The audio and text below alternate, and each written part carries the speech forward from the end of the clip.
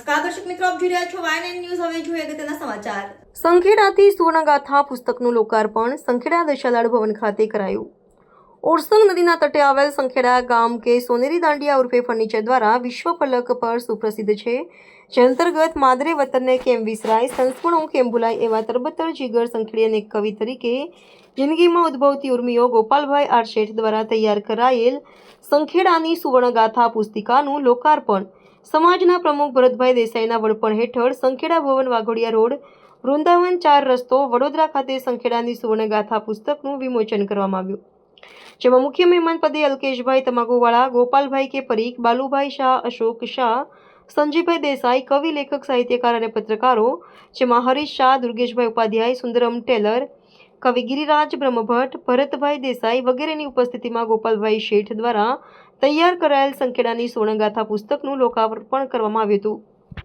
આ પુસ્તકમાં સંખેડામાં આવેલી વિવિધ સંસ્થાઓ, પ્રભુ શ્રી દ્વારકાધીશનું મંદિર સહિત ધાર્મિક સ્થળો, પ્રાથમિક પ્રાકૃતિક રમણીય દ્રશ્યો, શૈક્ષણિક સંસ્થાઓ, આરોગ્યલક્ષી સેવાઓ અને સોનેરી કલાકૃતિ વગેરેનો ભરપૂર માહિતી નકશા સહિત પુસ્તકમાં કંડારવામાં આવી છે।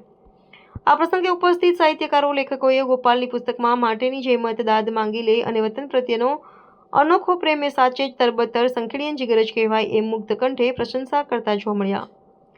સભાના અધ્યક્ષ ભરતભાઈ દેસાઈએ ગોપાલભાઈ શેઠનું શાલ ઓઢાડી વિશેષ સન્માન કરવામાં હતું। પ્રારંભમાં સમાજની મહિલાઓ દ્વારા મંગલાચરણથી દીપ પ્રાગટ્ય કરી કાર્યક્રમનો પ્રારંભ। સ્વાગત પ્રવચન ગોપાલભાઈ શેઠે સુવર્ણગાથા પુસ્તક તૈયાર કરવામાં પરિવારના ધર્મપત્ની, બાળકો, સમાજના વડીલો, યુવાનો, મહિલાઓ અને ઉપસ્થિત સાહિત્યકારો, લેખકોને, કવિઓ, પત્રકાર મિત્રો વગેરે સહયોગ આપનાર તમામનો આભાર વ્યક્ત કર્યો હતો અને મહાનુભાવોને આવકાર્યા હતા। આ પ્રસંગે ઉપસ્થિત મહાનુભાવોનું આયોજકો દ્વારા વિશેષ સન્માન કરવામાં આવ્યું હતું।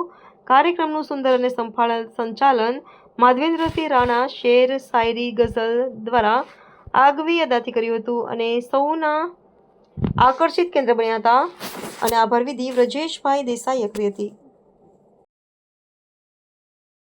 સંખેડાની આ બુકની રચના રચવામાં, એની ગ્રંથગાથા લખવામાં અઢળક પરિશ્રમ કર્યો, પણ એ પરિશ્રમ ક્યારે જન્મ્યો કે જ્યારે મને સંખેડા નગરનો, ઓરસંગ નદીનો લગાવ હતો ને એ લગાવને મારા દિવસ રાતના વિચારોમાં ઉજાગર થતા હતા અને એ વિચારોને હું રજૂ કરતાં સંખેડાને પૌરાણિક આખી ઐતિહાસિક ઘટનાઓને સંકલન કરી, એ સિવાય હું એ 5 પ્રકારની કવિતાઓ લખી। એની અંદર પહેલી કવિતા સંખેડા નગરની જ હતી અને જ્યારે પણ હું એ કવિતા રચું એટલે હું એટલો ઓતપ્રોતને પ્રોત્સાહિત થઈ જતો હતો કે એ જ વસ્તુ આ પુસ્તકમાં હું અનુલક્ષીને લખી છે।